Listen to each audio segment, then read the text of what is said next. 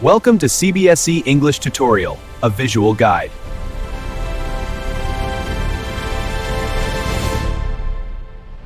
Let's just dive right into this masterclass on memories of childhood. Here is our game plan for today.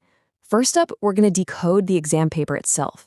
Then we'll do a deep dive with a crucial case study from your syllabus. We'll pinpoint the exact questions that examiners just love to ask. I'll give you a killer formula for crafting that perfect answer, and we'll wrap it all up with a final strategy you can use for your entire exam. You ready? Let's do this. All right, first things first, to win the game, you've got to know the rules, right? So understanding the structure of your English paper, well, that's the absolute foundation for a great strategy. Now take a look at this. This is what's really interesting, the weightage. Your paper's 80 marks. You've got 3 hours. But look at section C, literature. It's worth a massive 40 marks. That's literally half your paper. And this is exactly why we're going to focus our energy here, because it's where you can make the biggest impact on your final score. So let's get strategic. By totally mastering just one key chapter, Memories of Childhood, we can actually learn the exact method to nail any long-form literature question and lock in those super important marks.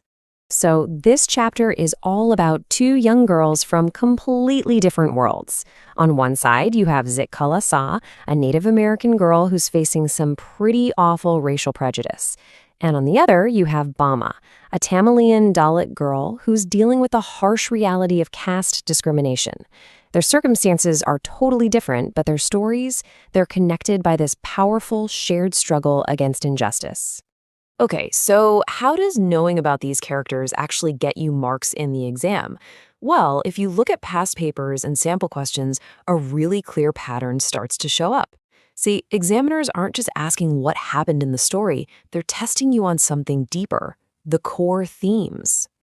And here it is. This is the big one. This is the central question that almost every other question is just a variation of. It's not just about what happened to them, but how they reacted.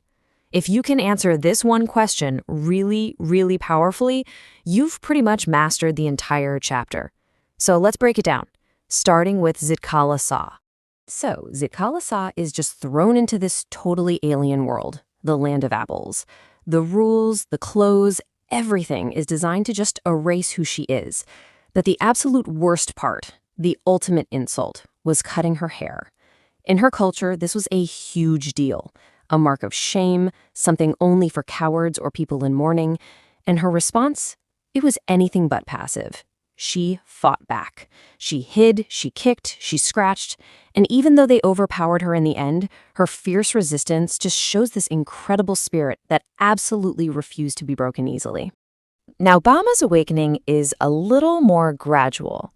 It gets sparked by this one single humiliating thing she sees.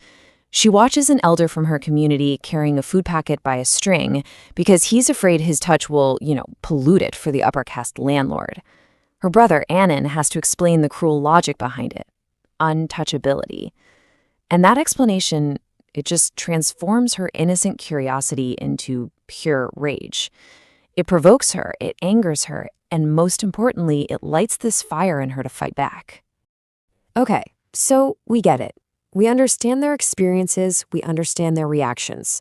But how do you turn all that knowledge into an answer that gets you full marks? It's not about just making a list of facts.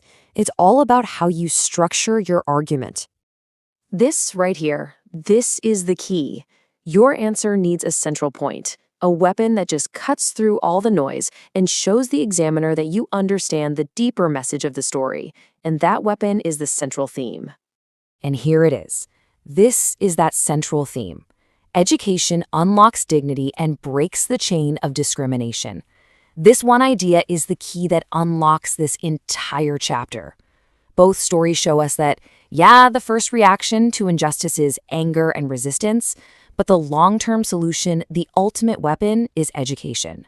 So it all comes down to this super simple 3-step formula. 1, describe the injustice. The haircutting, the Vada packet incident. 2, show their immediate reaction, the hiding and struggling, the feeling of being provoked and angry.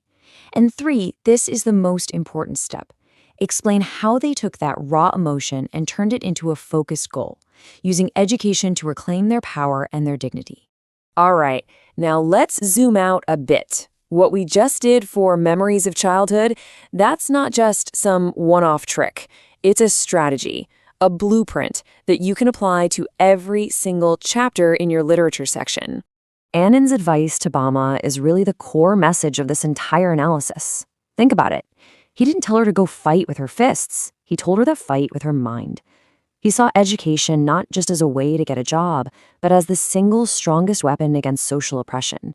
And that is the takeaway the examiner's looking for. And here's the proof that it worked. Their stories don't end with their childhood trauma, not at all. Zitkala-Sa channels her experience to become this powerful writer and activist, giving a voice to her people. And Bama? She follows her brother's advice to the letter, studies like crazy, and earns respect by being at the top of her class. They prove that success isn't just a personal thing, it's a political act. It's the most powerful form of revenge you can get. So, I'm going to leave you with this question. As you're revising, don't just ask yourself what happened in each chapter. I want you to ask, what is the core theme? And how did the characters use that theme as their weapon? If you can find that central idea, you won't just understand the story better, you'll have the exact tool you need to build a winning answer every single time. Thank you for watching. See you again in a bit.